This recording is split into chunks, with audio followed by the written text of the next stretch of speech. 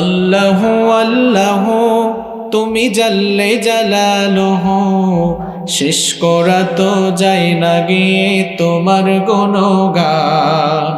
আল্লাহু আল্লাহু তুমি জাল্লে জালালুহু, শেষ করা তো যায় না গিয়ে তোমার গুণগান। তুমি কাদের ও গফফার, তুমি জলিল ও জব্বার, তুমি কাদের ও গফফার, তুমি জলিল ও জব্বার। অনন্ত অসীম তুমি রহিম রহমান। আল্লাহু আল্লাহু তুমি জাল্লে জালালুহু, শেষ করা তো যায় না গিয়ে তোমার গুণগান। আল্লাহু আল্লাহু তুমি মাটির আদমকে প্রথম সৃষ্টি করিয়া ঘোষণা করিয়া দিলে শ্রেষ্ঠ বলিয়া। তুমি মাটির আদমকে প্রথম সৃষ্টি করিয়া ঘোষণা করিয়া দিলে শ্রেষ্ঠ বলিয়া। তাই নূরের ফেরেশতা করে আদমকে সেজদা, ও তাই নূরের ফেরেশতা করে আদমকে সেজদা। তুমি সবার চেয়ে দিলে মাটির মানুষকে সম্মান। আল্লাহু আল্লাহু তুমি জাল্লে জালালুহু, শেষ করা তো যায় না গে তোমার গুণগান। আল্লাহু আল্লাহু শিশু মুসা নবীরে যখন দুশ্মনেরই ডরে সিন্ধুকে ভরিয়া দিলে ভাষায় সাগরে। শিশু মুসা নবীরে যখন দুশ্মনেরই ডরে সিন্ধুকে ভরিয়া দিলে ভাষায় সাগরে। প্রাণে ছিল যাহার ভয় সেথায় পেল সে আশ্রয়। প্রাণে ছিল যাহার ভয় সেথায় পেল সে আশ্রয়। সেই দুশ্মনেরই হাতে তাহার বাঁচাইলে প্রাণ। আল্লাহু আল্লাহু তুমি জাল্লে জালালুহু, শেষ করা তো যায় না গিয়ে তোমার গুণগান। আল্লাহু আল্লাহু তুমি জাল্লে জালালুহু, শেষ করা তো যায় না গিয়ে তোমার গুণগান। তুমি কাদের ও গফফার, তুমি জলিল ও জব্বার, তুমি কাদের ও গফফার, তুমি জলিল ও জব্বার। অনন্ত অসীম তুমি রহিম রহমান। আল্লাহু আল্লাহু তুমি জাল্লে জালালুহু, শেষ করা তো যায় না গে তোমার গুণগান। আল্লাহু আল্লাহু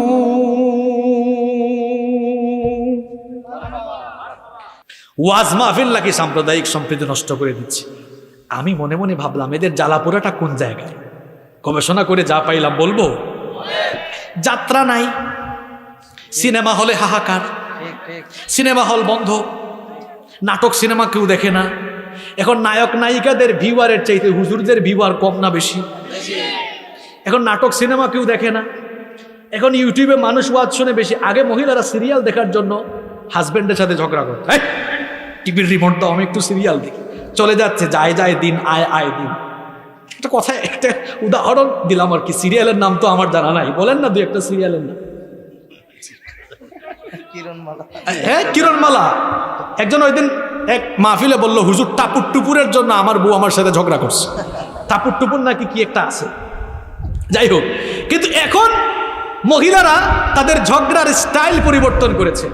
কয় তুমি কি একটা ওয়াইফাই লাগাইলা, এটার স্পিড কম, হুজুরের ওয়াজ শুনতে গেলে আটকে যায়, একটু ভালো ওয়াইফাই লাগাও। সুবহানাল্লাহ পড়বেন না? মহিলাদের মধ্যে পরিবর্তন চলে এসেছে, আলহামদুলিল্লাহ বলেন। আগে আমাদের স্ত্রীরা, আমাদের মায়েরা বোনেরা ঘরে হিন্দি গান শুনতো, স্টার জলসা, নাটক সিনেমা দেখতো। এখন তাদের প্রত্যেকের হাতে দেখবেন মোবাইলে কানে হেডফোন লাগায় অথবা কিচেনে ফোন রেখে দিয়েছে এক জায়গায়, ওই ওয়াজ শুনতেছে আর রান্না করতেছে। আমার মনে হয় রান্নার স্বাদও আগের চেয়ে বেড়ে গেছে। এটা ভালো হয়েছে না খারাপ হয়েছে? আপনাদের কাছে ভালো লাগছে, ওদের কাছে ভালো লাগছে? লাগছে না। এখন যুবকরা দাঁড়িয়ে রাখতেছে। এখানে দেখেন তো, আমি তো নিজেই দেখতে পাচ্ছি বেশিরভাগ যুবক এসেছে। এখন যুবকরা আগে যাত্রাপালায় যাইতো, নাচ গানের মঞ্চে যাইতো। এখন নাচ গান যাত্রাপালার মঞ্চে যুবক নাই, সব যুবক তাফসিরের মাহফিলে। আলহামদুলিল্লাহ। এখন জ্বালাপুরা বাড়ছে না কমছে? তাদের পুকুরের জিয়ানু মাছ সব ইসলামের পুকুরে চলে যাচ্ছে। এই জন্য এরা পাগলা কুত্তার মতো হয়ে গিয়ে মন যা চায় তাই বলছে। এবং আমরা মাননীয় প্রধানমন্ত্রীকে বলতে চাই, এরাই দেশে একটি অস্থিতিশীল পরিস্থিতি সৃষ্টির জন্য পায়তারা চালাচ্ছে। আলেম ওলামাদেরকে এরা জাতির সামনে ভিন্নভাবে তুলে ধরতে চাইছে, কিন্তু এই জাতির মানুষ এত বোকা না। আলেমদেরকে এরা দুর্নীতিবাজ বলে আখ্যায়িত করছে। আরে বাপরে বাপ, 11,000 কোটি টাকার দুর্নীতি যারা করেছে, এই লিস্টে কি কোনো হুজুরের নাম আছে? কথা কন না কেন? আরেকজন যে 300 কোটি টাকা পাচার করলো, সে তো এখন জেলে আছে। আমি কারো নাম বলবো না। ওই লিস্টে কি হুজুরের নাম আছে? হাজার হাজার কোটি টাকা, দেশের টাকা বিদেশে পাচার করেছে।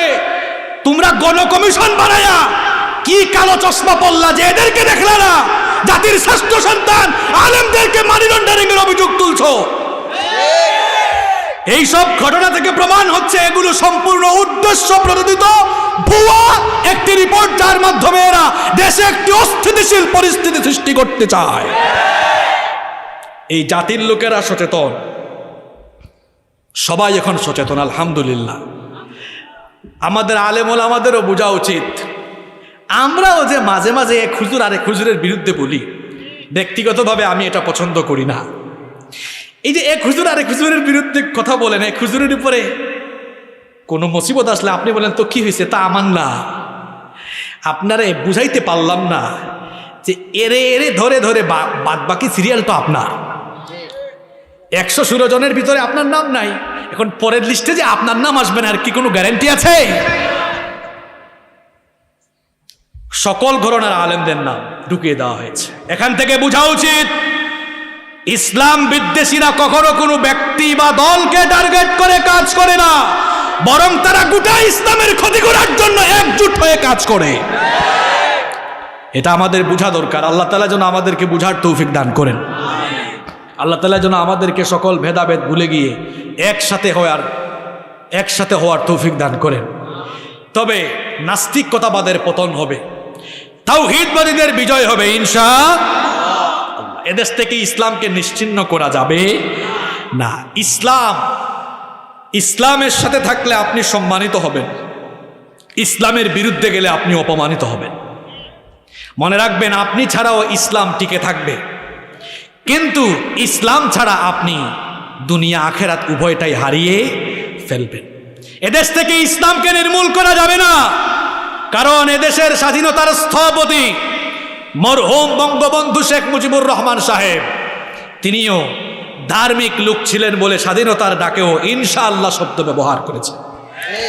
এদেশ থেকে ইসলাম নির্মূল করা যাবে না, কারণ এদেশের স্বাধীনতা অর্জনের ডাক যারা দিয়েছেন তাদের ভেতরেও ইসলামী মূল্যবোধ ছিল। এদেশ থেকে ইসলাম নির্মূল করা যাবে না। আমরা তো সংসদে বক্তব্যে শুনেছি, আমাদের মাননীয় প্রধানমন্ত্রী তিনি 5 ওয়াক্তের নামাজি মানুষ, তিনি তাহাজ্জুদেরও নামাজ আদায় করেন আলহামদুলিল্লাহ। আমরা একজন তাহাজ্জুদ গুজারি ধার্মিক প্রধানমন্ত্রী পেয়েছি, এতে আমরা অনেক আনন্দিত। তো আমাদের মাননীয় প্রধানমন্ত্রী তিনি অত্যন্ত ধার্মিক মানুষ, তিনি 5 ওয়াক্তের নামাজ আদায় করেন, তাহাজ্জুদের নামাজও আদায় করেন। যে দেশে এমন ধার্মিক প্রধানমন্ত্রী আছেন, আর যেই দেশে অসংখ্য আলেম ওলামা পীর মাশায়েখ আর অগণিত তাওহীদবাদী জনতা আছে, এই দেশে আর কিছু থাকবে না থাক, ইসলাম থাকবেই থাকবেই থাকবে ইনশাআল্লাহ। এদেশ থেকে ইসলাম নির্মূল করা যাবে না, বরং যারা নির্মূল করতে চাইবে, দেখেন না একজনের উপরে ঠাডা পড়তে পড়তে ওই দিন ফ্যানও ভাঙ্গা পড়ছে, এইরকম অবস্থা হবে। হ্যাঁ, আবার বলছে যে আমার উপরেরটাই পড়ছে। বাকিগুলা ঠিক ছিল নাকি? ইসলামের বিরুদ্ধে যারাই যাবে, আর দেখেন আলেমদের চরিত্র হননের কাজ করছে কারা, আমি নাম বললাম না, একজনের বিরুদ্ধে তার মা নিজেই রিপোর্ট করেছে, ফেসবুক ইউটিউবে এগুলো আছে। এখন অপরাধী যদি অপরাধী খুঁজে অপরাধী খুঁজে তো বিচার চাইবেন কার কাছে? একজনের ব্যাপারে তার মায়ের আপত্তিকর বক্তব্য আছে, তার ভাইয়ের আপত্তিকর বক্তব্য আছে, এবং ঘুষের অপরাধে আন্তর্জাতিক আদালত থেকে তিনি সাসপেন্ডেড। আপনি নিজেই দুর্নীতির সাথে জড়িত। আর আরেকজন তো আছেন যাকে সংসদে বিকৃত মানসিকতার লোক বলেও দাবি করা হয়েছে। তো এই ধরনের লোকেরা যখন আলেমদেরকে নিয়ে আজে বাজে কথা বলে, আমরা কে আওয়ামী লীগ করি, কে বিএনপি করি, কে জাতীয় পার্টি করি, এটা আমাদের পরিচয় নয়। আমাদের সবচেয়ে বড় পরিচয় আমরা মুসলমান। মুসলমানের এই পরিচয় ধারণ করে লালন করে আমরা ইসলামের ব্যাপারে সবাই ঐক্যমত হয়ে যাব।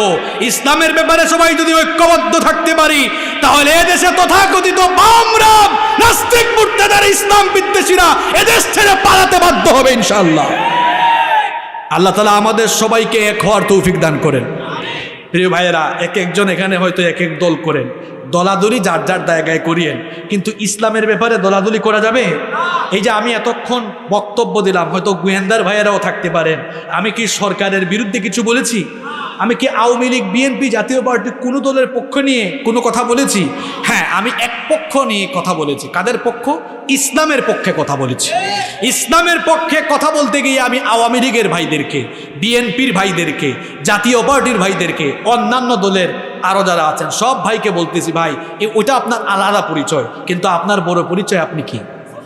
আপনি কি? আমি আহ্বান করছি এই পরিচয়টাকে আমরা আমাদের মধ্যে ধারণ করে লালন করে এই চেতনায় আমরা বলিয়ান থাকব।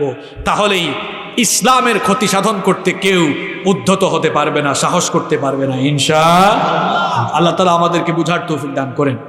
সম্মানিত ভাইয়েরা, কষ্ট হচ্ছে আপনাদের? দেখছেন আবহাওয়াটা সুন্দর হয়ে গেছে, অল্প কিছুক্ষণ কথা শোনা যাবে তো ইনশাআল্লাহ। সম্মানিত ভাইয়েরা, আল্লাহ তাআলা আমাদেরকে এই দুনিয়াতে পাঠিয়েছেন। কেন পাঠিয়েছেন? কারণ কি? আমরা যেন তার ইবাদত করি, আমরা যেন তার গোলামি। রব্বুল আলামিন কি কারণে আমাদেরকে দুনিয়াতে পাঠালেন? কেন আমাদেরকে পয়দা করা হলো? কি কারণে আমাদেরকে দুনিয়াতে সৃষ্টি করা হলো?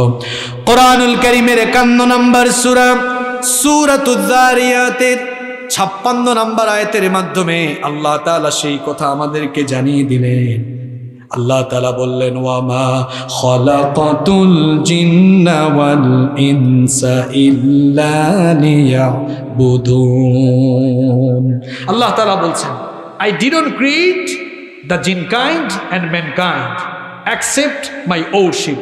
আল্লাহ তাআলা বলছেন, আমি পৃথিবীতে জিন আর মানব জাতিকে আমার গোলামি ছাড়া, আমার দাসত্ব ছাড়া অন্য কিছুর জন্য সৃষ্টি করি নাই। তাহলে আমাদেরকে সৃষ্টি করা হয়েছে কার ইবাদতের জন্য? আসতে বলবেন না, একটু জুড়ে বলেন, কার ইবাদতের জন্য? আমরা সবাই গোলাম কার? সবাই গোলাম কার? আমরা কি শুধু গোলাম? না, গোলামের ঘরের, বান্দির ঘরের আমাদের 14 গোষ্ঠী কার গোলাম? আমাদেরকে আল্লাহর ইবাদতের জন্য, গোলামির জন্য সৃষ্টি করা হয়েছে। আমরা যেন আল্লাহর গোলামি না করি, আমরা যেন আল্লাহর ইবাদত না করি। একজন সব সময় আমাদেরকে ওয়াসওয়াসা দিয়ে আল্লাহর গোলামি থেকে ফিরায় রাখতে চায়। সবাই বলেন তো, ওই টেটনা পাখনাটার নাম কি? হ্যাঁ, মাশাআল্লাহ, বলেন ওই পাখনার নাম কি? এর বয়স আমাদের চেয়ে কম না বেশি? ইবলিসের বয়স কম না বেশি? আমাদের চেয়ে বুদ্ধিও বেশি, বয়সেও পাকনা, বুদ্ধিতেও পাকনা। সে সব সময় আমাদেরকে গুনাহ করাতে চায়। আমরা গুনাহ করলে সবচেয়ে খুশি কে? আরেকটু জোরে বলেন, সবাই বলেন। আমরা গুনাহ করলে সবচেয়ে বেশি খুশি হয় ইবলিস বা শয়তান। আর শয়তানকে আল্লাহ এমন এক ক্ষমতা দিয়েছেন, এমন পাওয়ার তার, আমেরিকার প্রেসিডেন্টেরও এত পাওয়ার না। রাশিয়ার প্রেসিডেন্ট ভ্লাদিমির পুতিন, যেই লোকটাকে নিয়ে মানুষের কৌতূহল সবচেয়ে বেশি, এর মতো এর চাইতে আরো বেশি ক্ষমতাসীন কেমন ক্ষমতাসীন? আচ্ছা বলেন তো, আমেরিকার প্রেসিডেন্ট হোক আর ভ্লাদিমির পুতিন হোক, আপনার শিরায় শিরায় বিচরণ করার ক্ষমতা কারো আছে? শয়তানের আছে না নাই? জোরে বলেন। এই শয়তান আমাকে আপনাকে ওয়াসওয়াসা দিয়ে সব সময় গুনাহ করাতে চায়, নামাজ থেকে দূরে রাখতে চায়, মিথ্যা বলাতে চায়, ঘুষ খাওয়াতে চায়, সুদ খাওয়াতে চায়, অন্যায়ের সাথে অপরাধের সাথে আমাদেরকে সম্পৃক্ত করাতে চায়। এই শয়তান সবসময় আমাদেরকে গুনাহ করাতে চায়। এই শয়তানের ওয়াসওয়াসা থেকে আপনি বাঁচবেন কেমনে? গুনাহ থেকে নিজেকে বাঁচাবেন কেমনে? আজ কুরআন হাদিস থেকে কিছু আমলের কথা, কিছু ফর্মুলা আপনাদেরকে দিয়ে যাব। এগুলো যদি আমরা বুঝতে পারি, এই আলোচনাটা যদি বুঝতে পারি, শয়তানের সাথে আমরা লড়াই করতে পারব। শয়তানের সাথে লড়াই করে শয়তানকে হারাতে পারবো, শয়তানের ধোঁকা থেকে নিজেকে বাঁচাতে পারবো ইনশাআল্লাহ। তাহলে গুনাহ থেকে, শয়তানের ধোঁকা থেকে বাঁচার 12টি ফর্মুলা কোরআন হাদিস থেকে বলবো। কয়টা ফর্মুলা? আরো জোরে বলেন। এই যে যুবক ভাইরা এত কষ্ট করে টাকা খরচ করে বৃষ্টির মধ্যে মাহফিলের আয়োজন করছে, 12টা পয়েন্ট মুখস্থ করতে না পারলে $12,000 জরিমানা দিয়া তারপর এখান থেকে কাউন্সিলর সাহেব হয়েছে নি পানিশমেন্ট একটু ভয়টা পায়। তবে আমার বিশ্বাস 12টা পয়েন্ট সবাই মুখস্থ করে ফেলবে ইনশাআল্লাহ। অনেক সহজ, পারবেন না ইনশাআল্লাহ? গুনাহ থেকে বাঁচতে হলে, শয়তানের ধোঁকা থেকে বাঁচতে হলে আমরা কয়টা কাজ করব? আরো জুড়ে আপনারা খান নাই? কয়টা? দেখেন, শর্টলি শেষ করবো, ভয় পাইয়েন না, বৃষ্টি আসবে না ইনশাআল্লাহ। 1 নাম্বার, যখনই গুনাহের চিন্তা মাথায় আসবে, শয়তান আপনাকে দিয়ে গুনাহ করাতে চাইবে, সাথে সাথে শয়তানের ধোঁকা থেকে আশ্রয় চাইবেন কার কাছে? কারণ শয়তানের ধোঁকা থেকে আপনাকে পৃথিবীর কোনো সেনাবাহিনী বাঁচাতে পারবে না, কোনো প্রশাসন বাঁচাতে পারবে না, কোনো প্রেসিডেন্ট বাঁচাতে পারবে না। শয়তানের ধোঁকা থেকে আপনাকে কেবল একজনই বাঁচাতে পারেন। আওয়াজ করে বলেন, তিনি কে? এই জন্য রব্বুল আলামিন কোরআনুল কারীমের 7 নম্বর সূরা সূরাতুল আরাফের 200 নম্বর আয়াতে বললেন, ওয়া ইম্মা ইয়ানজাগান্নাকা মিনাশ শাইতানি নাজগুন ফাসতাইদ বিল্লাহ ইন্নাহু সামিউন আলীম। আল্লাহ তাআলা বলছেন, আর যখন শয়তানের কোনো ধোঁকা, শয়তানের কোনো প্ররোচনা যখন তোমাকে প্ররোচিত করবে, শয়তান যখন তোমাকে কোনো ওয়াসওয়াসা বা ধোঁকা দিবে, সঙ্গে সঙ্গেই তুমি যার কাছে আশ্রয় চাইবে, সবাই বলেন তো দেখি তিনি কে? তাহলে শয়তানের ধোঁকা থেকে বাঁচার জন্য, গুনাহ থেকে, পাপ থেকে নিজেকে বাঁচিয়ে রাখার জন্য 1 নাম্বার আমল, শয়তানের ধোঁকা থেকে আশ্রয় চাইতে হবে যার কাছে, তিনি কে? এই আমলটা শিখিয়ে দিল মোল্লা না আল্লাহ। তাহলে যখন এই গুনার চিন্তা মাথায় আসবে, ফজরের আজান হয়েছে, শয়তান বলতেছে ঘুমা, এটা শয়তানের ধোঁকা। অথবা আপনাকে দিয়ে শয়তান কোনো গুনাহের কাজ করাতে চাচ্ছে। যুবকরা ভালো করে শোনো, ইউটিউবে ঢুকে ওয়াজ শুনতেছে, হঠাৎ করে দেখতেছে নিচে আরেকটা গানের ভিডিও, নাচের ভিডিও, মন চায় ওই ভিডিওটাতে ক্লিক করে বসি। মনে রাখবেন, এটা কিন্তু আপনার চাওয়া নয়, এটা হলো শয়তানের শিখিয়ে দেওয়া নফসের গোলামি। সঙ্গে সঙ্গে আপনি আশ্রয় চাইবেন কার কাছে? আপনি পড়ে ফেলবেন, সবাই আমার সঙ্গে আওয়াজ করে বলেন, আউযু বিল্লাহি মিনাশ শাইতানির রাজীম। আমি আশ্রয় চাই বিতাড়িত মরদুদ মালউন শয়তান থেকে। কার কাছে? কার কাছে? দেখেন এই আমলটার ব্যাপারে নবীজি কত গুরুত্ব দিলেন। বুখারী এবং মুসলিম শরীফে হাদিস এসেছে, নবী করিম সাল্লাল্লাহু আলাইহি ওয়াসাল্লামের সামনে একদিন 2 জন লোক ঝগড়া করছিল। ঘটনা শোনাচ্ছি, শুনতেছেন আপনারা? খুব সুন্দর একটা ঘটনা, মন দিয়ে শোনেন। নবীজির সামনে একদিন 2 জন লোক ঝগড়া করছিল। ঝগড়া করতে করতে এক পর্যায়ে একজন আরেকজনকে অশ্লীল আর অশ্রাব্য ভাষায় গালিগালাজ শুরু করলো। নবীজি তখন এদের এই কর্মকাণ্ড দেখে বললেন, ইন্নী লা আ'লামু কালিমাতান লাউ ক্বালাহা লাযাহাবা আনহু মা ইয়াজিদ। নবীজি বললেন, আমি এমন একটা সেন্টেন্স জানি, এমন একটা বাক্য জানি, এমন একটা দোয়া জানি, এটা যদি এই লোকেরা পড়ে নেয় তাহলে এই অশ্লীল অনর্থক কাজ থেকে তারা ফিরে আসতে পারবে, গালিগালাজ থেকে রাগারাগি থেকে তারা ফিরে আসতে পারবে। নবীজি বললেন তারা যদি আউযু বিল্লাহি মিনাশ শাইতানির রাজিম এটা পরে যদি আল্লাহর কাছে আশ্রয় চায়, তাহলে এই গুনার কাজ থেকে তাদেরকে বাঁচায় দিবেন কে? তাহলে গুনাহ থেকে, পাপ থেকে আপনি আপনাকে বাঁচাবার জন্য প্রথম যে আমল করবেন, গুনার চিন্তা মাথায় আসলেই পড়বেন কি? বিসমিল্লাহ না আউযু বিল্লাহ? আরো জোরে বলেন, আউযু বিল্লাহি মিনাশ শাইতানির রাজিম। আপনি বলবেন হুজুর এটা পড়লে কি হয়ে যাবে কাম? আপনি পড়ে দেখেন না, আপনি আমল করছেন কখনো? এটার পাওয়ার কেমন আপনি আমল করে দেখেন, দেখবেন আপনাকে বাঁচাই দিবেন কে? পাপ থেকে, গুনাহ থেকে, শয়তানের ওয়াসওয়াসা থেকে বাঁচার জন্য 2 নাম্বার ফর্মুলা হলো, গুনাহের চিন্তা, পাপের চিন্তা মাথায় আসা মাত্র একজনের কথা দিলে স্মরণ করবেন, তিনি কে? একজনকে ভয় করবেন, তিনি কে? কারণ যাদের হৃদয়ে ওই আল্লাহর ভয় আছে তারা কখনো আল্লাহর পথ ছেড়ে শয়তানের পথে যেতে পারে? যাদের হৃদয়ে আছে আল্লাহর ভয় তারা কভু পথ ভুলে যায় না। আল্লাহর প্রেম ছাড়াই দুনিয়ায় কারো কাছে কোনো কিছু চায় না, কারো কাছে কোনো কিছু চায় না। আল্লাহু আকবার। যখন আপনার গুনাহের চিন্তা মাথায় চলে আসবে, যদি আপনার পাপের চিন্তা মাথায় চলে আসে, শয়তান যদি গুনাহের জন্য ওয়াসওয়াসা দেয়, 2 নাম্বার আমল শিখিয়ে যাচ্ছি, যার কথা স্মরণ করে যাকে সঙ্গে সঙ্গে ভয় করবেন তিনি কে? রব্বুল আলামিন কোরআনুল কারীমের 7 নাম্বার সূরা সূরাতুল আরাফের 201 নাম্বার আয়াতে বললেন, ইন্নাল্লাযীনা তাকাউ ইযা মাসসাহুম তাইফুম মিনাশ শাইতানি তাযাক্কারু ফাইযা হুম মুবসিরুন। আল্লাহ তাআলা বলছেন নিশ্চয়ই যারা আল্লাহকে ভয় করে, শয়তান যখন তাদেরকে ওয়াসওয়াসা দেয়, গুনাহের জন্য, পাপের জন্য শয়তান যখন তাদেরকে ধোঁকা দেয়, সঙ্গে সঙ্গে তারা যার কথা স্মরণ করে, যাকে ভয় করে তিনি কে?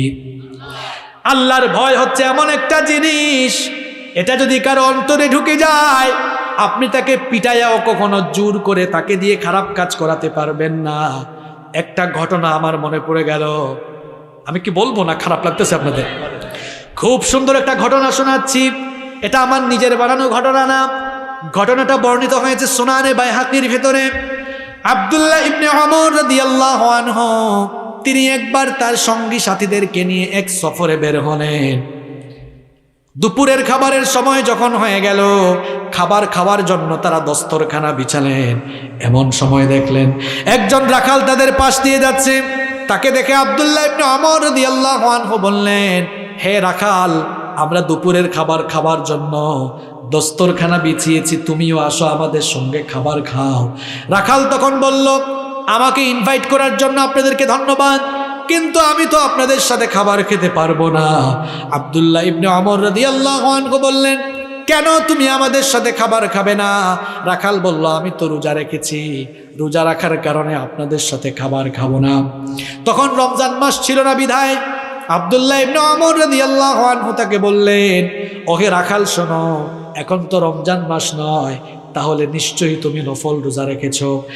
মরুভূমির এই রুক্ষ হাওয়ায় তুমি বিশাল পশুপাল চড়াতে এসেছ। তুমি রাখাল মানুষ, হয়তো সব সময় ভালো খাবার দাবার পাও না, আমাদের সাথে খুব ভালো ভালো আইটেমের খাবার আছে, এসো আমাদের সঙ্গে খাবার খেতে বসো। রাখাল তখন বলল, আমি তো ওই 0 দিনের জন্য আমল করে যাচ্ছি, নফল রোজা হলেও তোমাদের কথাই ভাঙবো না, কারণ আমি তো ওই 0 দিনের জন্য আমল করে যাচ্ছি যেদিন মানুষের আমল ছাড়া আর কিছু কাজে লাগবে না। খালি সুবহানাল্লাহ পড়ে গেলে চলবে না, ঘটনা শেষ না, আরো আছে। আব্দুল্লাহ ইবনে ওমর রাদিয়াল্লাহু আনহু চিন্তা করলেন, এই লোকটার মধ্যে পরহেজগারিতা আছে, তাকে আমি এমনি এমনি ছাড়বো না, আল্লাহকে কতটা ভয় করে এটা পরীক্ষা করে তারপরে আমি তারে ছাড়ব। তাকে বললেন, রাখাল এদিকে আসো, এই যে তুমি পশুর পাল নিয়ে এসেছো, ছাগল মেষ আছে, এগুলোর মালিক কে? এগুলোর মালিক কি তুমি নাকি? রাখাল তখন বলল, আমি একজনের গোলাম, আমি ওনার ছাগল পাল পশুপাল নিয়ে মেষপাল নিয়ে মরুভূমিতে চড়াতে এসেছি। আব্দুল্লাহ ইবনে ওমর রাদিয়াল্লাহু আনহু এবার পরীক্ষা করার একটা সূত্র পেয়ে গেলেন। তাকে বললেন, ঠিক আছে শোনো, এই পশুপাল থেকে একটা পশু আমার কাছে বিক্রি করো, আমি তোমাকে নগদ টাকা দিব, যত টাকা বলবে তত টাকা দিব। আবার তুমি তো রোজাদার মানুষ, আমার সঙ্গে খাবার খেলে না, পশু জবাই করে কিছু মাংস তোমাকে হাদিয়া দিব, যেন ইফতারিতে তুমি ওই মাংস খেতে পারো। তখন রাখাল বলল, মুসাফির, আমি তো তোমাকে আগেই বলেছি এই পশুপালের মালিক আমি নই, তারপরেও কেন জেনে শুনে আমাকে এই অফার করছো? আমি তোমার কাছে বিক্রি করলে আমার মালিককে গিয়ে কি বলবো? কারণ এই পশুপালের প্রকৃত মালিক তো হলেন তিনি।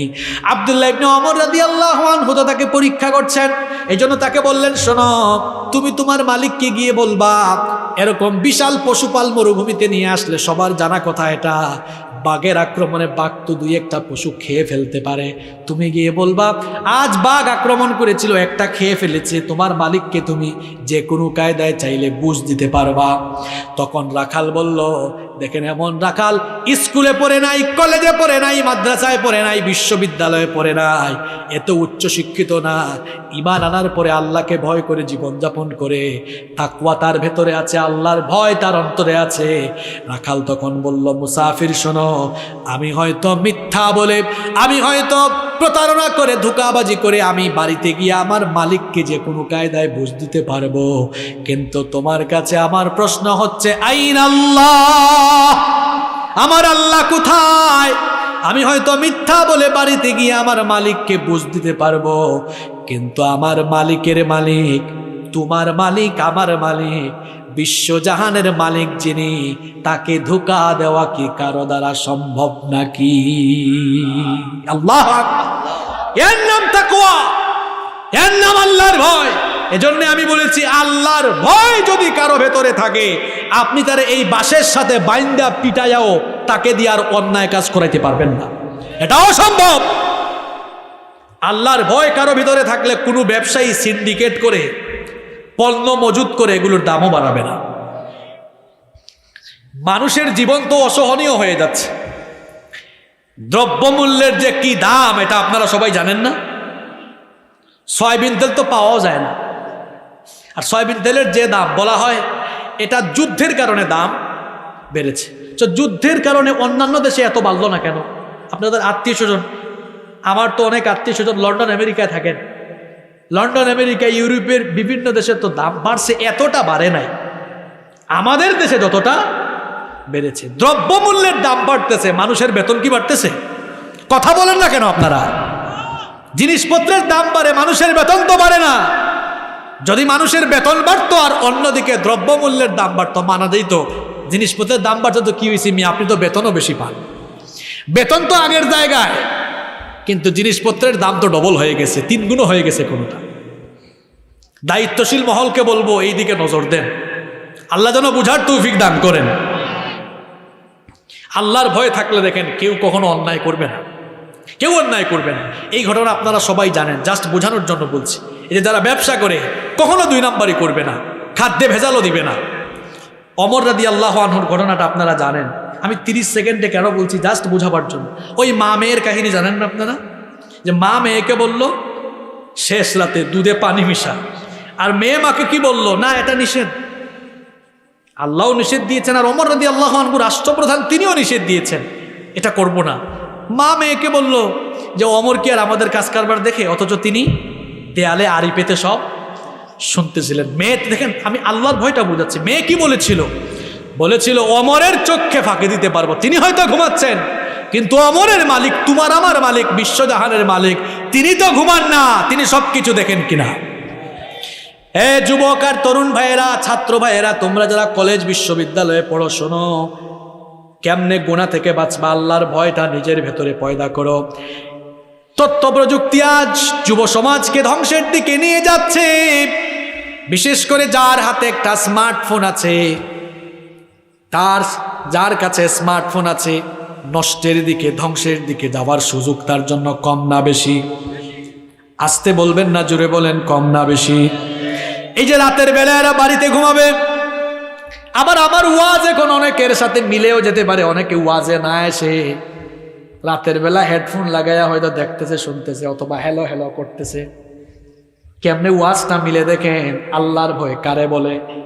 সে হয়তো ভাবছে আমার বাড়িতে ওয়াইফাই লাগানো, হাতের মধ্যে আইফোন আছে, অ্যান্ড্রয়েড ফোন আছে, আমার আব্বু আম্মুর রুমে ঘুমায়, আমার ভাইয়া আমার আপু ভাই বোন প্রত্যেকে যার যার নিজেদের রুমে ঘুমায়, আর আমি আমার রুমে একা আছি।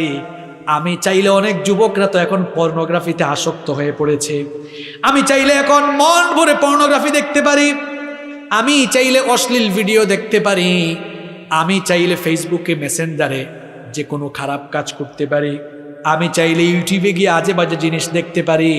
আব্বু আম্মু দেখবে না, আমার ভাই বোন কেউ দেখবে না, কিন্তু আমার কলিজার টুকরা যুবক ভাইরা বলো তো দেখি, কেউ যদি নাও দেখে, তোমার ওই বদ্ধ করে অন্ধকার ঘরে একজন তো সবই দেখেন, তিনি কি? এর নাম আল্লাহর ভয়। গুনাহ থেকে বেঁচে থাকার 2 নম্বর আমল আপনারে শিখাইয়া গেলাম। হ্যাঁ, ফোন আছে, শয়তান তো গুনাহ করাতে চাইবে। শয়তান বলবে তোর তুই এমবি রাখতেছে না, তোর বাপ ওয়াইফাই এর বিল দেয়, তুই ঢোক পর্নোগ্রাফি দেখ, এটা শয়তান বলবে। গুনাহ, এই পাপ থেকে বাঁচবেন কেমনে? সাথে সাথে আল্লাহকে স্মরণ করে ভয় করে ফেলবেন। কারে ভয় করবেন? কাকে? গুনাহ থেকে বাঁচার 3 নাম্বার আমল হচ্ছে, গুনাহ থেকে বাঁচার জন্য 3 নাম্বার যে কাজটি করবেন, সবসময় মৃত্যুর কথা স্মরণ করবেন। কিসের কথা স্মরণ করবেন? এই যে ঘুষ খান, আজকে আমার কাছ থেকে একজন ঘুষ চাইছে। আজকে আমি যখন ভোরবেলা রওনা দিলাম, এক সার্জন আমার কাছ থেকে ঘুষ চাইছে। এমনি এমনি কই বকশিস দেন, ঈদ গেছে, টাকা পয়সা নাই। এটার নামও দিছে তারা হাদিয়া না, বকশিস। আমার ড্রাইভারকে বলে আমারে ঘুষ দিয়েন না, ঘুষ তো খারাপ জিনিস, হুজুরও বসে আছেন, ঘুষ দিয়েন না, আমারে কিছু বকশিস দেন, চা পান খাবো। কায়দা করে নিচ্ছে। এখন দেখেন অবস্থা কি, আমার ড্রাইভার বেচারা লাইসেন্সের কাগজের মেয়াদ শেষ। আপনার আবার ভাবিয়েন না তো হুজুর ঠিকই তো করছে, এটার মেয়াদ শেষ, জমা দিয়েছে। জমা দেওয়ার পরে তাকে এটা আবার পরে তাকে আবার পরে এটা প্রসেসিং আছে, সব কিছু ওকে আছে। এরপরেও ঘুষ নিচ্ছে। অনেকে আছে সুদখোর, সুদ খাচ্ছে, সুদ খাওয়া হালাল না হারাম। অনেকে আছে অন্যায় করছে, পাপ করছে, মানুষের জায়গা জমি দখল করছে। এইরকম মানুষ আপনাদের সাতক্ষীরাতে নাই? আপনারাই বলছেন আছে, আমার কোনো দোষ নাই। মানুষের জায়গা জমি দখল করে, অন্যায় করে, অপরাধ করে, জুলুম করে, মানুষের নামে অন্যায়ভাবে মামলা দেয়, এরকম আছে না নাই? এই যে ইচ্ছা মতো গুনার কাজ করে, গুনার চিন্তা মাথায় আসবে, ঘুষের টাকা কেউ নিয়ে আসবে, 500 টাকা 1000 টাকার নোট দেখলে মাথা খারাপ হয়ে যায়। কিন্তু মনে রাখবেন রে ভাই, 1000 টাকা 500 টাকার নোট হয়তো পকেটে ঢুকাইছেন, খাবার আগেই হয়তো কবরে চলে যাওয়া লাগতে পারে। এই জন্য গুনাহ থেকে বাঁচার 3 নাম্বার আমল শিখায় গেলাম।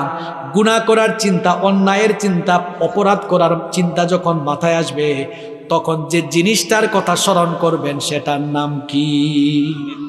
মৌত। সেটার নাম কি? কারণ আপনি যে এখানে আসছেন, বাড়িতে যেতে পারবেন গ্যারান্টি আছে? চোখেরই পলকে তুমি হতে পারো লাশ, চিরতরে বন্ধ হবে তোমার নিঃশ্বাস। চোখেরই পলকে তুমি হতে পারো লাশ, চিরতরে বন্ধ হবে তোমার নিঃশ্বাস। হবে তোমার নাম মসজিদের মাইকে, বাড়িওয়ালা নাই রে, বাড়ি নাই রে দুনিয়াতে, বাড়িওয়ালা নাই রে, বাড়ি নাই রে দুনিয়াতে, বাড়িওয়ালা নাই রে, বাড়ি নাই রে দুনিয়াতে, বাড়িওয়ালা নাই রে, বাড়ি নাই রে দুনিয়াতে। ঘুষখোর, ঘুষের টাকা নিয়ে বাড়ি বানানোর চিন্তা করো, তোমার বাড়ি বাড়ির জায়গায় থাকবে, তুমি থাকতে পারবে না। গতকাল যে দুবাইয়ের প্রেসিডেন্ট মারা গেল, যে Burj Al Khalifa, hotel Burj Al Khalifa আছে না, এটা বানাইছে। এত সহায় সম্পদ, বিলিয়ন বিলিয়ন ডলারের মালিক ছিল, কোথায় গেছে? কোথায় গেছে? এই যে জায়গা জমি, আপনি একটু ক্ষমতা পাইলে মানুষের জায়গা জমি দখল করার জন্য আপনি পাগল হয়ে যান। এ ভাই আপনি শোনেন, আপনার জায়গা মাত্র 3.5 হাত। কয় হাত? আপনার জায়গা কয় হাত? প্রেসিডেন্ট হন 3.5 হাত, রিক্সাওয়ালা ভ্যানওয়ালা তারও 3.5 হাত। এখানে প্রধান অতিথির চেয়ার আছে, সভাপতির চেয়ার আছে। উদাহরণ দিচ্ছি, বিভিন্ন জায়গায় আপনি বিমানে উঠবেন, যারা আপনারা সফর করেন, ইকোনমি ক্লাসের সিট আছে, বিজনেস ক্লাসের সিট আছে। ঢাকায় যাবেন, এসি বাস আছে, নন এসি বাস আছে। এই যে বিভিন্ন জায়গায় বিভিন্ন ক্লাস বা ক্যাটাগরি আছে। কবরে কি আলাদা আলাদা ক্যাটাগরি আছে নাকি? আপনাদের সাতক্ষীরার এই জানি না মেহেদিবাগ এলাকায় কবরস্থান আছে না? এখানে কিরকম লেখা? এটা সিআইপি কবরস্থান, এটা ভিআইপি এরিয়া, এটা রিক্সাওয়ালা এরিয়া, এটা ভ্যান এরিয়া, এরকম আছে? কথা বলেন আছে? গুনাহ থেকে বাঁচতে পারবেন ভাই, বেশি বেশি মৃত্যুর কথা স্মরণ করবেন। কিসের কথা? আপনি কিভাবে অন্যায় করেন, কিভাবে গুনাহের চিন্তা মাথায় আনেন। অনেকে কয় মৃত্যু সামনে, না, ভুল। মৃত্যু পেছনে, কবর আপনার সামনে। এটা মাথায় থাকলে গুনাহ থেকে আমরা বাঁচতে পারবো ইনশাআল্লাহ। নাম্বার 4, গুনাহ থেকে বাঁচার 4 নম্বর আমল শিখিয়ে যাচ্ছে, নফসের গোলামি ছেড়ে দিতে হবে। নফসের গোলামি করা যাবে না। এই যে এখন ওয়াজ শুনে বাড়িতে যাবেন, ফজরের সময়, যদিও এখন গ্রীষ্মকাল খুব গরম পড়ছে, দেখবেন সন্ধ্যার পর থেকে অনেক গরম লাগে, কিন্তু রাত 3টার পর থেকে আবহাওয়াটা একটু ঠান্ডা ঠান্ডা হয়ে যায়। ফজরের আজানের আগে ঘুম ধরে খুব ভালো করে, ঠিক না? যুবক ভাইরা তখন খুব আরাম করে ঘুমায়। আজান শুনে মুয়াজ্জিন বলে আসসালাতু খায়রুম মিনান নাওম, ঘুমের চাইতে নামাজ উত্তম। অনেকে আছে ঘুম থেকে না উঠে ঘুমায়া থাকে, বুঝায়া দেয় নামাজের চাইতে তার ঘুম উত্তম। নাউযুবিল্লাহ। এখন আজান যখন হচ্ছে, মন চাইবে আর একটু ঘুমাই, তখন কি আপনি মনের চাওয়া প্রাধান্য দিবেন নাকি আল্লাহর চাওয়া প্রাধান্য দিবেন? আস্তে বলবেন না, জোরে বলেন, কার চাওয়া প্রাধান্য দিবেন? আপনি ঘুমাবেন এটা আল্লাহ চান নাকি নামাজে যাবেন এটা আল্লাহ চান? আল্লাহ কোনটা চান? আপনি যদি নামাজে চলে যান, আপনি ঘুষ খাবেন, এটা মন চাইতেছে ঘুষ খাই, কিন্তু আল্লাহ এটা চান না। মন চাইতেছে এই গুনাহটা করি, মন চাইতেছে পর্নোগ্রাফি দেখি, মন চাইতেছে আমি বেপর্দা হয়ে বের হই। মহিলা প্যান্ডেলে আমার মা বোনরা আসছে না, মন চাইবে যে আমি একটু বুরখা ছাড়া, পর্দা ছাড়া, হিজাব ছাড়া বের হয়। আমার মা বোনদেরকে বলবো, আমার কলেজ বিশ্ববিদ্যালয় পড়ুয়া বোনদেরকে বলবো, এটা হচ্ছে মনের চাওয়া। আর আল্লাহর চাওয়া হলো যখন ঘর থেকে বের হবা বুরখা পরবা, মোল্লার কথা না, আল্লাহর কথা। তাহলে এইভাবে নফসের গোলামি ছেড়ে দিয়ে প্রত্যেকটা জায়গায় আল্লাহর বিধান মেনে আল্লাহর গোলামি যদি আমরা করি, আমাদের উপর খুশি হয়ে আমাদেরকে যিনি জান্নাত দিবেন তিনি কে? এই জন্য রব্বুল আলামিন কোরআনে কারীমে বলেছেন, ওয়া আম্মা মান খাফা মাকামা রাব্বিহি ওয়া নাহান নাফসা আনিল হাওয়া ফাইন্নাল জান্নাতা হিয়াল মাওয়া। আল্লাহ তাআলা বলছেন, আর যারা আল্লাহর সামনে হাজির হওয়াকে ভয় করে নফসের গোলামি ছেড়ে দেয়, নফসের কামনা বাসনা থেকে, মনোবৃত্তি থেকে যারা নিজেদেরকে হেফাজত করে, ফাইন্নাল জান্নাতা হিয়াল মাওয়া, জান্নাতি হবে তাদের ঠিকানা। সুবহানাল্লাহ। আল্লাহ তাদের কাতারে আমাদেরকে শামিল করে নেন। আপনাদের কষ্ট হচ্ছে? 10 মিনিট থাকা যাবে না? কেউ উঠিয়েন না, একদম 12 পর্যন্ত শুনে যান। 4টা বলে ফেলছি, বাকি 8টা 8 মিনিটে বলবো। নাম্বার 5, গুনাহ থেকে বাঁচার 5 নাম্বার আমল শেখাচ্ছে। এগুলো গবেষণালব্ধ কথা, বুঝে যান। গুনাহ থেকে বাঁচার 5 নাম্বার আমল, কখনো একা থাকবেন না। একা থাকবেন না। একা থাকলেই আপনারা শয়তান ধরবে। মানুষ বলে না, অলস মস্তিষ্ক কি জানি কয়, শয়তানের। অনেক যুবকরা বলে, হুজুর আমি একটু পর্নোগ্রাফিতে আসক্ত। আমরা তো ইয়াং, আমাদের কাছে যুবকরা বেশি আসে। মাঝে মাঝে যুবকরা বলে, হুজুর পর্নোগ্রাফিতে আসক্ত হয়ে গেছে, এখান থেকে বের হতে চাই, কি করব? আমি বলি, মনে হয় একা থাকার অভ্যাস আছে। হ্যাঁ দেখছেন, রোগ ধরছি। ভাই আপনি কখনো একা থাকবেন না। রাতের বেলা ঘুমাবেন আপনার রুমে, অন্য একটা খাটে আপনার ছোট ভাই বোন, ছোট ভাই থাকলে অন্য কাউকে আপনি রাখেন।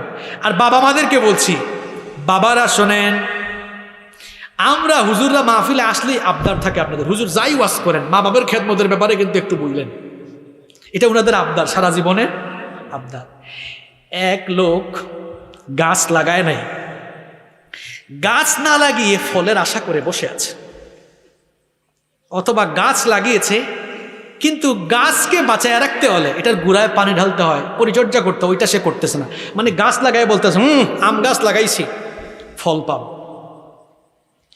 গাছ লাগিয়ে পরিচর্যা না করে ওই গাছ থেকে ফলের আশা করা যেমন বোকামি। আপনারা যেখানে বসছেন এখানে তো মনে ধানের ক্ষেত ছিল, হ্যাঁ? এই ক্ষেত দিয়ে উদাহরণ দেই, এখানে যে ক্ষেত লাগাইছিল সে যদি, আচ্ছা আমাদের সিলেটে বলে এটাকে ওই জ্বালা, মানে ওই যে যখন ফালায় আর কি ধান, আপনারা কি বলেন? বীজ। ওই বীজ ফালানোর পরে আরেক জায়গা থেকে বীজ উঠাই আনে না, রুয়া। আমরার লগে আপনারা মিললো কিনা, পুরা সিলেটে কই দিলাম, মিলে গেছে। আমরাও বলি রুয়া, আপনারাও বলেন রুয়া, তাইলে আপনারা আমরা মিলে গেছি, এক হয়ে গেছি, অসুবিধা নাই। আচ্ছা, তাহলে তো বোঝাতে খুব ভালো হবে, এটাকে আপনারাও রুয়া বলেন, তাই না? আচ্ছা, এখানে যিনি রুয়া লাগাইছে উনি যদি রুয়া লাগাইয়া এরপরে মাঝে মাঝে এখানে এসে না দেখে যে গরু ছাগল খায় কিনা, অথবা পোকা লাগলো কিনা, একটু সার দেওয়া লাগে কিনা, অথবা এটা মনে হয় বুড়ো ধান ছিল না, তাইলে আগাছা টাগাছা পরিষ্কার করা লাগে কিনা, অর্থাৎ উনি যদি পরিচর্যা না করে শুধু রুয়া লাগাইয়া ধানের আশা করা যায়? সন্তান জন্ম দিয়াও খেদমতের আশা করা যায় না ততক্ষণ। রুয়া লাগাইয়া পরিচর্যা না করে ধানের আশা করা যেমন বেকুবি, তেমনি সন্তান জন্ম দিয়া সন্তানকে পরিচর্যা দিন শিখাইয়া সঠিকভাবে লালন পালন না করে ওই সন্তানের কাছ থেকে খেদমতের আশা করাও মারাত্মক বোকামি। সন্তানের পরিচর্যা করা লাগবে আপনাকে, তাকে দিন শেখাতে হবে। আপনি সন্তানকে সব শিখাই ফেলছেন। ওই দিন এক জায়গায় মাহফিলে গেছি, একজন কয় হুজুর এটা আমার ছেলে, বড় ছেলে, এটা আমার ছোট ছেলে। বললাম মাশাআল্লাহ, খুব সুন্দর। কয় হুজুর জানেন এটা এ লেভেলে, এটা অ লেভেলে। বললাম ভেরি গুড। কয় তারা আপনার সাথে ইংরেজিতে কথা বলতে পারবে। আমি বললাম দ্যাটস ফাইন। আমি বললাম এরা কি কোরআন পড়তে পারে? কয় না হুজুর, এটা এখনো পড়ে নাই, পড়াবো আর কি। পৃথিবীতে কোরআনের চাইতে দামি বই আছে? এটা প্রাইসের দিক থেকে বলছি না, মর্যাদার দিক থেকে। অন্য কোন বই আছে? এজন্য দেখা যায় সন্তানকে সব শিখিয়েছেন, ব্যারিস্টার বানিয়েছেন, কোরআন শিখান নাই। ছোটবেলায় যদি তার দিন না শিখে ব্যারিস্টার বানান, এমন অসভ্য ব্যারিস্টার হবে যে তার মা ভাইকে বাড়ি থেকে বের করে দিবে। ছোটবেলা কোরআন না শিখে ডাক্তার বানাবেন, এ আপনারে ঘাট ধরে বাড়ি থেকে বের করে অল্ড হোম, বৃদ্ধাশ্রমে রেখে আসবে। কিন্তু আপনি তারে ছোটবেলায় কোরআন হাদিস শিখায় ডাক্তার বানাবেন, ইঞ্জিনিয়ার বানাবেন, লয়ার বানাবেন, ব্যারিস্টার বানাবেন, দেখবেন আপনারে মাথায় তুলে রাখবে, সম্মান করবে, ঠিক কি না? এজন্য কি করবেন? সবার আগে শিক্ষা দেওয়ার ক্ষেত্রে আপনার সন্তানকে teach your children the holy book Quran. Teach your children the holy book Quran. আপনার সন্তানকে কোরআন শিখান, তার হাতে এই কোরআন তুলে দেন। The holy book Quran will teach your children everything. এই কোরআন আপনার সন্তানকে দেখবেন সব জ্ঞান বিজ্ঞানের সাথে পরিচিত করে দিবে ইনশাআল্লাহ।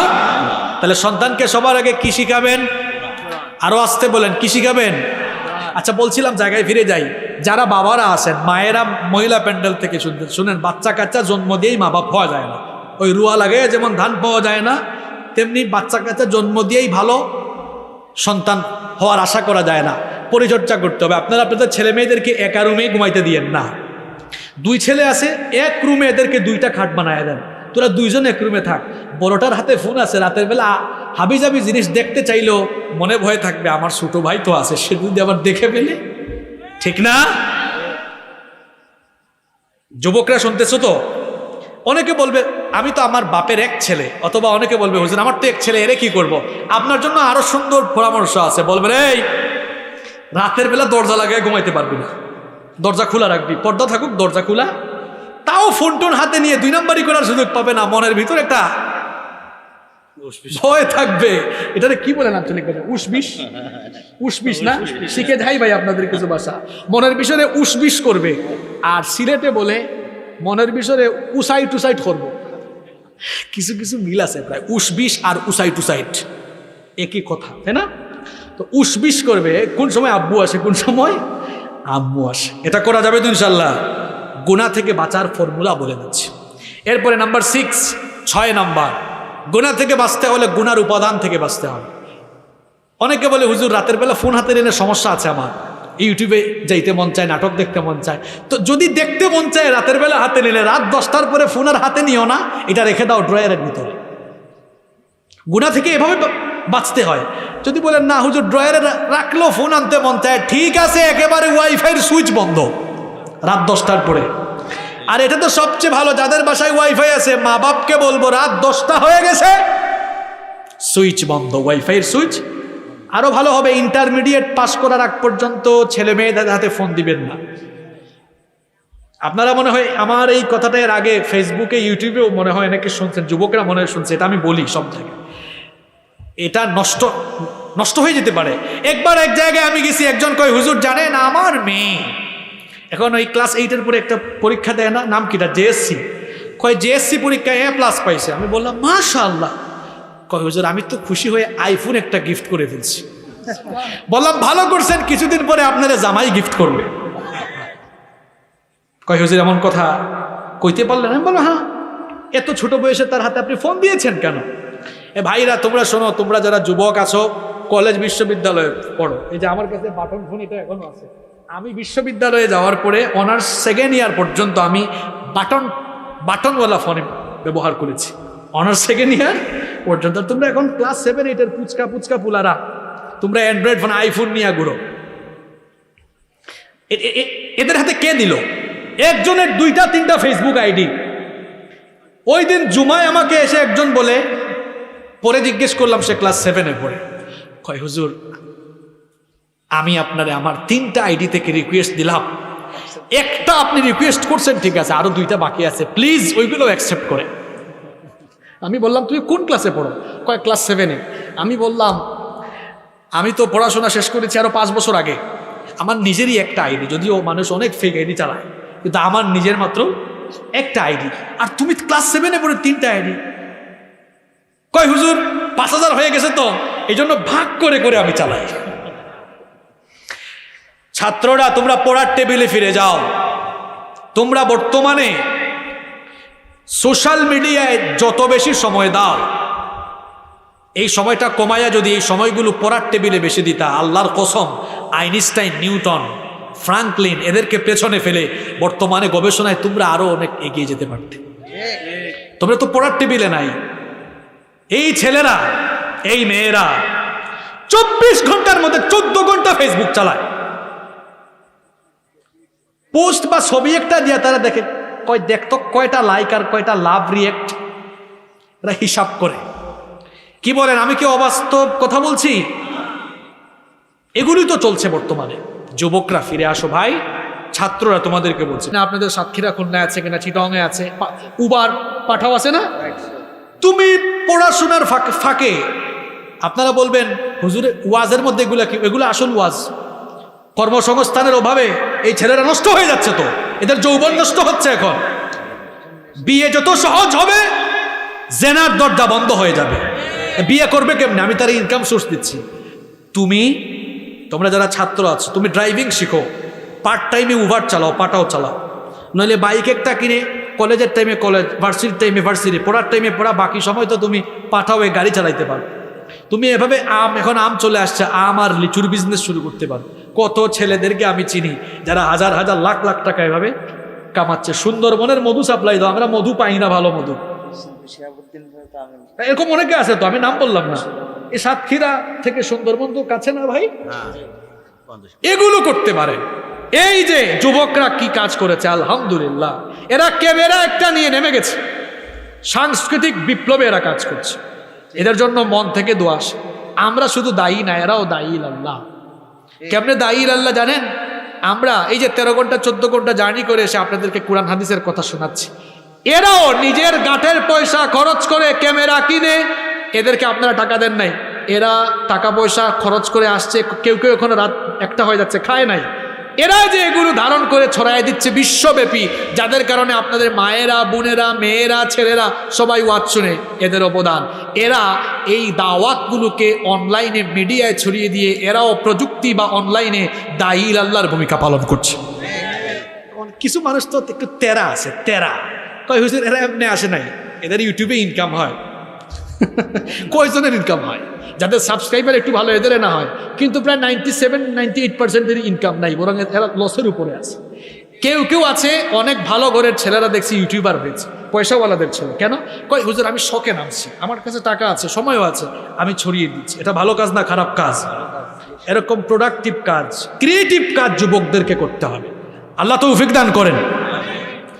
তাহলে গুনাহের উপাদান থেকে আমাদেরকে বাঁচতে হবে। নাম্বার 7, 7 নাম্বার হচ্ছে তথ্য প্রযুক্তির অপব্যবহার থেকে নিজেকে মুক্ত রাখতে হবে। তথ্য প্রযুক্তির অপব্যবহার করা যাবে না। নাম্বার 8 নাম্বার হচ্ছে অসৎ মানুষের সঙ্গে হওয়া যাবে না। কথায় বলে না, সৎসঙ্গে স্বর্গবাস, অসৎ সঙ্গে, খারাপ লোকদের সাথে মিশা যাবে না। নাম্বার 9 নাম্বার হচ্ছে গুনার চিন্তা মাথায় আসবে, পাপ করতে মন চাইবে, তখন সবর করতে হবে। সবর করে গুনাহ থেকে নিজেকে বাঁচিয়ে রাখতে হবে। আর আমার আল্লাহ কত দয়াবান, আপনি যখন একটা নেক কাজের নিয়ত করেন, কাজটা করেন না, নিয়ত করার সাথে সাথে আল্লাহ বলেন তার আমলনামায় একটা নেকি লিখে দাও। সুবহানাল্লাহ। করার পরে আল্লাহ বলেন 10 গুণ বাড়ায় দাও। আর আপনি যখন পাপের চিন্তা মাথায় আনেন, আল্লাহ বলেন খবরদার লিখিস না, দেখ করে কিনা। না করলে আল্লাহ বলেন কিছুই লেখার দরকার নাই। সুবহানাল্লাহ। তাহলে এইভাবে নিজেকে সবর করে গুনাহ থেকে বাঁচিয়ে রাখতে হবে। নাম্বার 10 নাম্বার, নিজের ভেতরে লজ্জাশীলতা পয়দা করতে হবে। গুনাহ করতে আপনার যেন লজ্জা শরম লাগে। মিথ্যা কথা আমি কেন বলবো, এটা গুনাহ, লজ্জা থাকতে হবে। অন্যায় আমি কেন করব, জুলুম কেন করব, আমার ভিতরে লজ্জাশীলতা পয়দা করতে হবে। নাম্বার 11 নাম্বার হচ্ছে বেশি বেশি ভালো চিন্তা করতে হবে। খারাপ চিন্তার পরিবর্তে ভালো ভালো চিন্তা করতে হবে। আজকে রাতের বেলা 1টার পরে সিনেমা একটা দেখবো, ভালো চিন্তা না খারাপ চিন্তা? না, এটা না। চিন্তা করেন আজ আমি রাত 3টায় ঘুম থেকে উঠে যাব, তাহাজ্জুদ করব। সকালবেলা উঠে বন্ধুদের সাথে ঘুম থেকে উঠে খেলতে যাব। চিন্তাটা ভালো আছে, কিন্তু আরো ভালো চিন্তা হতে হবে সকালবেলা জামাতের সাথে ফজরের নামাজ আদায় করব। এরকম গুনাহ থেকে বাঁচতে হলে খারাপ চিন্তার বিপরীতে ভালো ভালো চিন্তা বেশি করতে হবে।